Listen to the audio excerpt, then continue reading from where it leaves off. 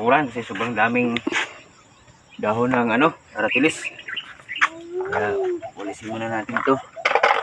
Ganito yung aming morning dito mga kapilya. Ayan, dito kami sa bundok.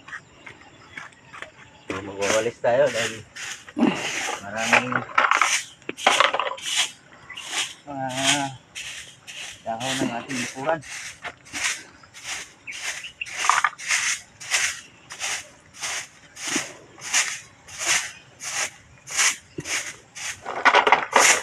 So, ganito lang aming buhay dito sa bundok mga kapilya. Simple lang. Mahirap pero kahit pa paano nakaraos naman.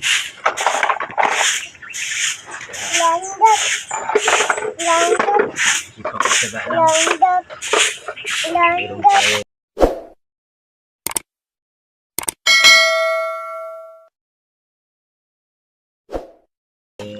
Makain. Ngayon, maglinis muna tayo. Dahil hindi pa ito nawalisan yung aming bakuran. Gano'ng maraming dahon ng aratilis.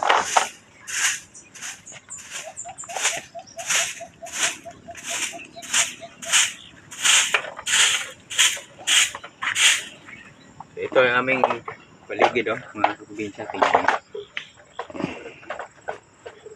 Malaki yung aming bakuran dito. Kaya maganda kasi rito dahil sariwa yung hangin na malalanghap mo. Hindi katulad mo sa bayan na masyadong uyutid yung hangin.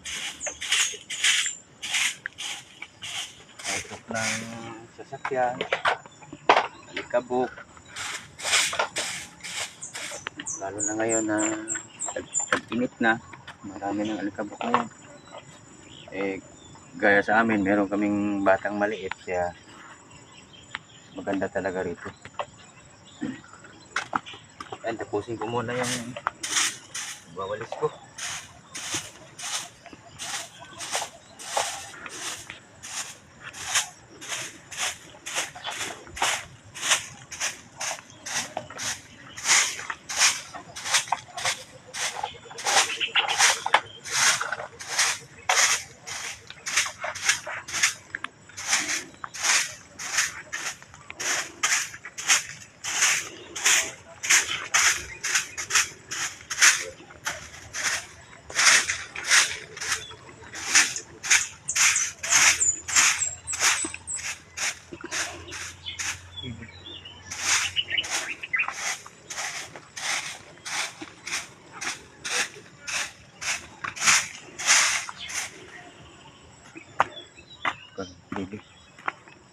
Be!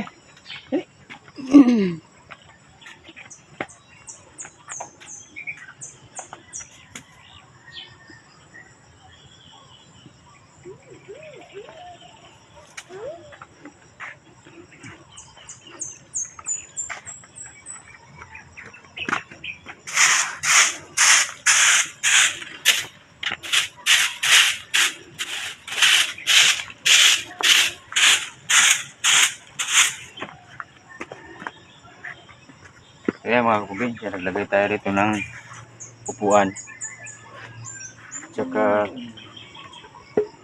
minsan na maliit para galing tayo sa trabaho sa sakahan. Meron tayong mapagpahingan dito. Tsaka sarap yung hangin dito kasi medyo nasa taas yung yung bahay kubo natin.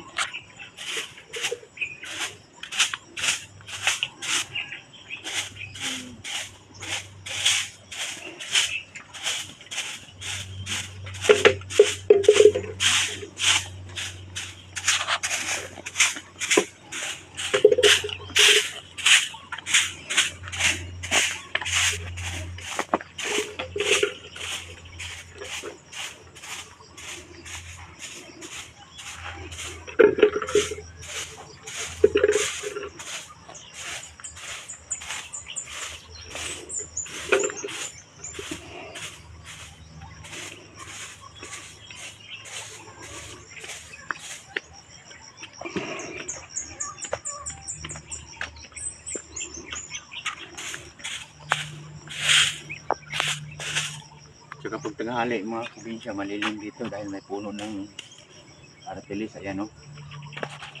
Kaya sadyang nilagay ko yung buwan sa lalim ng puno ng aratilis para pag tanghali, malilim nandito sa ilalim. Sarap pahingahan.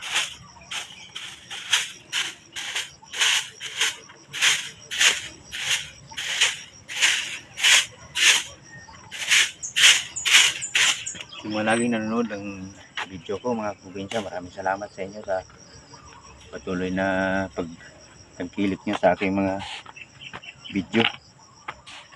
Sa nga nakapanood naman hindi pa nakapag-subscribe, subscribe po ang aking YouTube channel, Just Buhay Probinsya TV.